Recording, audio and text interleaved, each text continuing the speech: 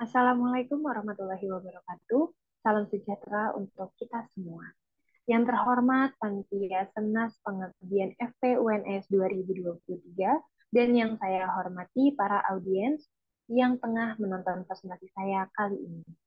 Perkenalkan, saya Ayu Safira sebagai perwakilan dari tim. Di sini saya akan mempresentasikan mengenai program peningkatan ketahanan pangan untuk percepatan penurunan stunting di Desa Kalimati, Juwangi, Boyolali.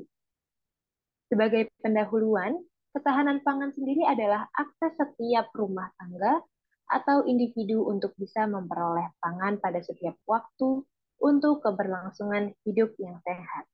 Hal ini sesuai pada SDG Sustainable Development Goals pada poin nomor 2 yang mencakup menghilangkan kelaparan, mencapai ketahanan pangan, memperbaiki nutrisi, dan mempromosikan pertanian yang berkelanjutan. Di mana nanti ketahanan pangan sendiri ini akan bertujuan untuk meningkatkan status gizi. Jadi status gizi merupakan tujuan akhir dari ketahanan pangan yang bersama-sama dengan kesehatan dan pola asuh tingkat individu. Kerawanan pangan adalah salah satu dari 3 penyebab utama masalah gizi. Dan gizi ini penting demi investasi dari generasi penerus bangsa. Berdasarkan Indeks Ketahanan Pangan Global Food Security Index, pada tahun 2022, Indonesia berada pada angka 60,2 dan ini masih di bawah Asia Pasifik, di mana Asia Pasifik bernilai 63,4 dan global sendiri adalah 62,2. Sedangkan Indonesia masih berada dalam posisi 60,2. Artinya Indonesia masih berada di bawah rata-rata Asia Pasifik dan global. Kali ini program pelaksanaan yang akan dilakukan memiliki metode seperti berikut.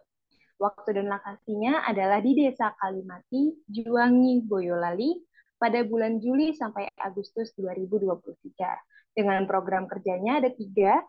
Yang pertama adalah membantu pemberian makanan tambahan kepada ibu hamil dan balita. Yang kedua adalah pelaksanaan peringatan Hari Anak Nasional dan pemberian makanan tambahan bagi siswa. Yang ketiga adalah lomba kreasi menu MPASI dan demo masak MPASI kepada orang tua balita. MPASI sendiri adalah makanan pendamping air susu ibu. Program yang pertama, jadi kami sudah di sini masuk ke hasil dan pembahasan. Untuk program kerja yang pertama adalah membantu pemberian makanan tambahan kepada ibu hamil dan balita. Program PMT adalah kependekan dari pemberian makanan tambahan, merupakan program pemerintah untuk membantu bangsa Indonesia mencapai ketahanan pangan sesuai dengan tujuan poin SDG poin nomor 2. Jadi pemberian makanan tambahan ini sudah menjadi program dari pemerintah Boyolali. Setelah pemberian makanan tambahan ini diharapkan akan terjadi penambahan berat badan ibu hamil, terutama ibu hamil yang mengalami kekurangan energi kronis. Nanti ibu hamil diharapkan bisa menambah berat badannya sesuai dengan usia kehamilannya. Selanjutnya adalah perbaikan status gizi pada balita yang mengalami gizi kurang, terutama pada mereka yang mengalami gizi kurang kronis sehingga menimbulkan stunting, serta penambahan berat badan pada balita dengan berat badan yang kurang. Sehingga di sini kami tidak berfokus hanya status gizi yang kurang, tapi juga pada berat badan yang kurang. Dan ini dikatakan oleh Kementerian Kesehatan Republik Indonesia tahun 2023. Selanjutnya adalah pelaksanaan peringatan Hari Anak Nasional dan pemberian makanan tambahan bagi siswa. Di sini kami melakukannya kepada siswa SD Negeri 1 Kalimati. Di mana yang pertama kami akan melakukan edukasi terkait perilaku hidup bersih dan sehat kepada siswa kelas 5 dan 6, sedangkan untuk pada siswa kelas 3 dan 4 kami mengadakan lomba yang untuk memperingati Hari Anak Nasional. Pada akhir acara, tim KKN kami akan memberikan makanan tambahan untuk anak sekolah berupa susu dan biskuit yang memiliki gizi baik. seperti itu. Jadi anak-anak ini kami harapkan dapat berkembang menjadi individu yang berkualitas, dinamis, serta menguasai ilmu pengetahuan dan teknologi dengan mendukung kecukupan gizi mereka. Selanjutnya adalah lomba kreasi menu makanan pendamping air susu ibu dan demo masak MPASI kepada orang tua balita.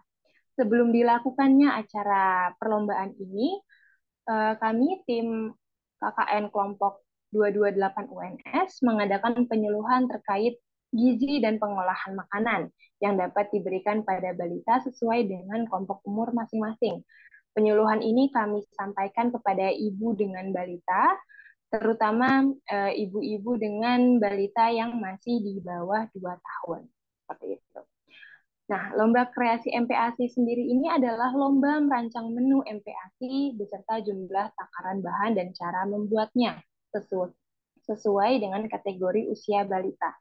Sebelum dilakukan lomba juga, tim KKN mengadakan demo masak kreasi MPASI. Jadi kami mendemokan bagaimana tekstur yang tepat untuk balita dengan kategori usia tertentu. Lomba ini bertujuan untuk menguji dan meningkatkan kreativitas ibu dalam memberikan menu MPASI yang adekuat untuk anaknya. Pemenang lomba ini ditentukan oleh bidan desa dengan 2 kriteria penilaian, yaitu gizi dan variasi. Dari sekian banyak ibu balita yang datang ke perlombaan, sebagian besar sudah mengetahui bagaimana cara mengolah makanan sesuai dengan usia balita. Untuk pembahasannya sendiri, program pemberian makanan tambahan atau PMT yang telah dicetuskan oleh pemerintah perlu terus dilaksanakan. Diperkuat dengan statement bahwa PMT membantu meningkatkan ketahanan pangan global sesuai dengan SDGs nomor 2, yang isinya adalah menghilangkan kelaparan, mencapai ketahanan pangan, memperbaiki nutrisi, dan mempromosikan pertanian yang berkelanjutan.